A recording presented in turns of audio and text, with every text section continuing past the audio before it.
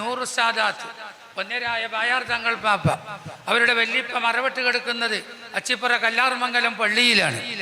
ആ വല്യപ്പാന്റെ പ്രിയപ്പെട്ട മകനാണ്, പേരക്കുട്ടിയാണ് പൊന്നരായ തങ്ങൾ പാപ്പ.